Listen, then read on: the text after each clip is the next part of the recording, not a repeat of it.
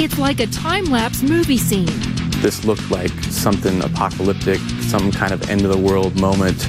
And though you can see it coming from miles away... And look at the size of this thing. Oh, yeah. You can't escape it.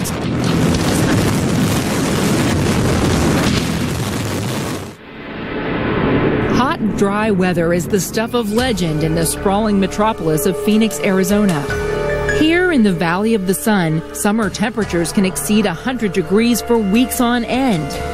Being surrounded by desert only makes things hotter. On July 5th, 2011, the combination results in a spectacular phenomenon that fills the sky. The storm spanned from one side of the horizon to the other. This time-lapse must be seen to be believed. The storm is called a haboob. A haboob is an Arabic term, and it basically just means wind. Here in the Southwest or across the United States, we generally just use the word dust storm. The wind from a dying summer thunderstorm kicks up enough dust to produce a dense, massive wall advancing toward the city. While some take cover, veteran storm chaser and videographer Blaine Curry sees this perfect storm as a perfect photo op.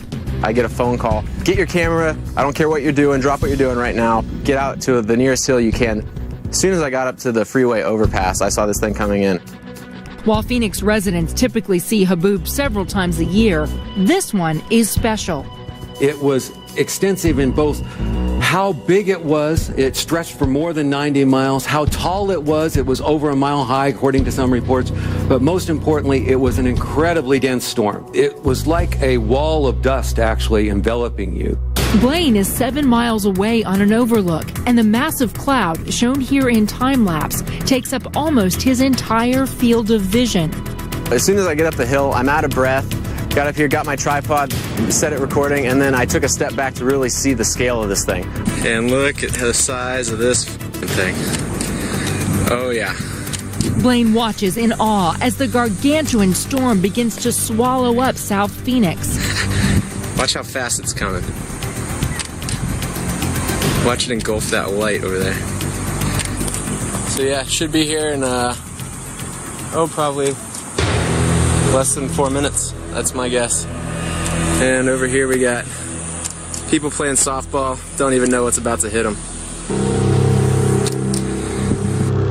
Warnings have gone out on TV and radio, but many Phoenix residents remain unaware of the approaching behemoth. The storm was so wide and so tall, you could literally see airplanes trying to get out of the storm's path.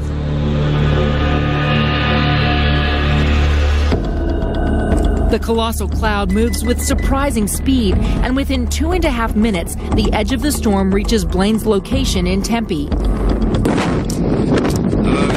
Here it comes. It rolled in way quicker than I thought it was going to. Day turns to night in an instant. When it rolled in, it immediately went pitch black. You couldn't see your hand in front of your face.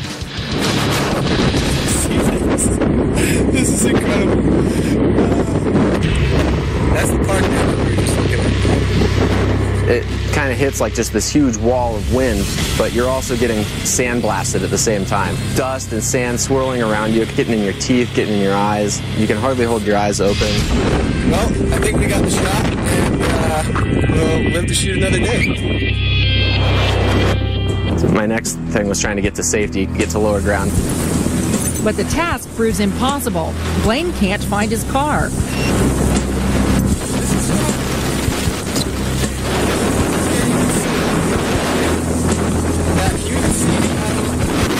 It really becomes black as night. You get a sense that it's kind of the end of the world because it's this rusty brown color that envelops you. Blaine finally makes out the faint red lights of cars, paralyzed when the massive haboob extinguished the streetlights. Everybody else seems to be hiding out too. Getting crazy. This sudden darkness is the most perilous aspect of the storm, one that can result in deadly accidents on the road. The primary danger that these people are going to experience is the rapid loss of visibility, particularly if you're in any kind of a vehicle, a car, a plane, what have you. You run the risk of crashing that vehicle because you simply cannot see what's in front of you. And this large, dense haboob spares no square inch of ground in its path.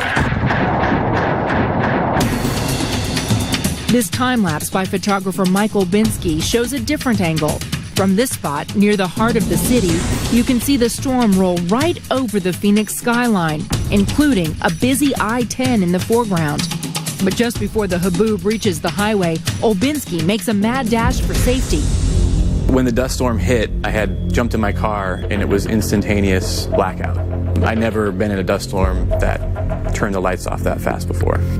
Incredibly, the historic haboob on July 5th rolls through the city without a single death reported. Dr. Cerveny credits Phoenix residents for observing proper haboob protocol. It might have been due to the warning that the National Weather Service was able to put out about this, but one of the really nice things about this particular storm was that there was very few injuries that were associated with it. People were able to do the things that they're supposed to do: pull off to the side of the road, turn their lights off, take their feet off the brake. The city doesn't escape completely unscathed. The dense storm leaves thousands without electricity after blowing down multiple power poles. Well, power just went out. For millions of others, the storm is a nuisance, but nothing more. I was getting all kinds of comments from other parts of the world that hadn't seen storms like this. People wondering how many people died, wondering if I died. So I made sure to comment back saying that me and my gear were okay and that it was a cool experience. Phoenix is no stranger to these storms. Another haboob 2 months later leaves a bride and groom in the dust. Congratulations, you may kiss the bride. And makes their day to remember beyond unforgettable. But no storm that follows can compare to the July 5th event, the haboob of the decade. And look at the size of this thing.